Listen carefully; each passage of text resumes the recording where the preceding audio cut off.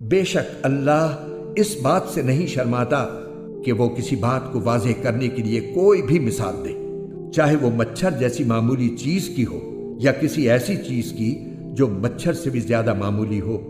اب جو لوگ مومن ہیں وہ خوب جانتے ہیں کہ یہ مثال ایک حق بات ہے جو ان کے پروردگار کی طرف سے آئی ہے۔ البتہ جو لوگ کافر ہیں وہ یہی کہتے ہیں کہ بھلا اس حقیر مثال سے اللہ کا کیا مطلب ہے۔ اس طرح اللہ اس مثال سے بہت سے لوگوں کو گمراہی میں مبتلا کرتا ہے اور بہت سوں کو ہدایت دیتا ہے، مگر وہ گمراہ انہی کو کرتا ہے جو نافرمان ہیں۔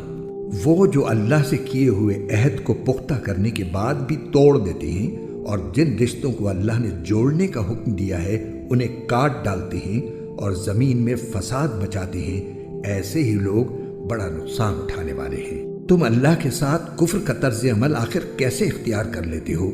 حالانکہ تم بے جان تھے، اسی نے تمہیں زندگی بخشی، پھر وہی تمہیں موت دے گا، پھر وہی تم کو دوبارہ زندہ کرے گا اور پھر تم اسی کے پاس لوٹ کر جاؤ گے۔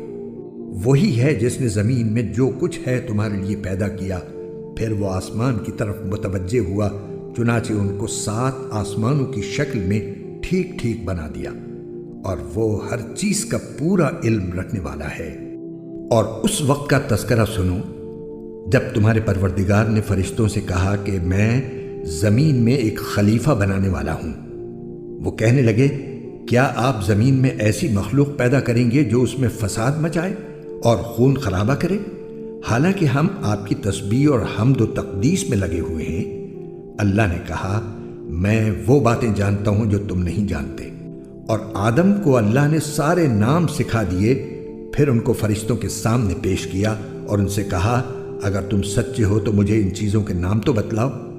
وہ بول اٹھے، آپ ہی کی ذات پاک ہے، جو کچھ علم آپ نے ہمیں دیا ہے اس کے سوا ہم کچھ نہیں جانتے۔ حقیقت میں علم و حکمت کے مالک تو صرف آپ ہیں۔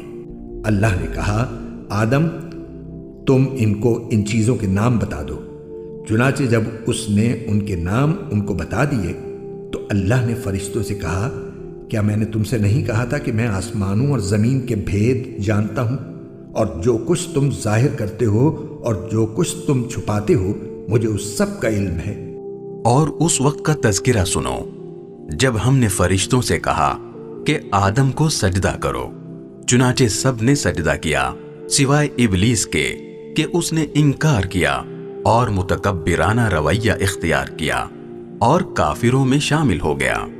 اور ہم نے کہا، آدم تم اور تمہاری بیوی جنت میں رہو اور اس میں سے جہاں سے چاہو جی بھر کے کھاؤ، مگر اس درخت کے پاس بھی مت جانا ورنہ تم ظالموں میں شمار ہوگے۔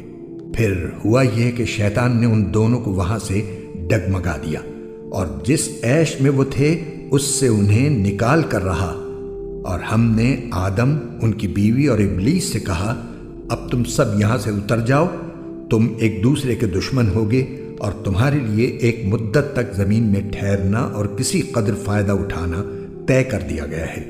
پھر آدم نے اپنے پروردگار سے توبہ کے کچھ الفاظ سیکھ لیے جن کے ذریعے انہوں نے توبہ مانگی، چنانچہ اللہ نے ان کی توبہ قبول کر لی۔ بے شک وہ بہت معاف کرنے والا بڑا مہربان ہے۔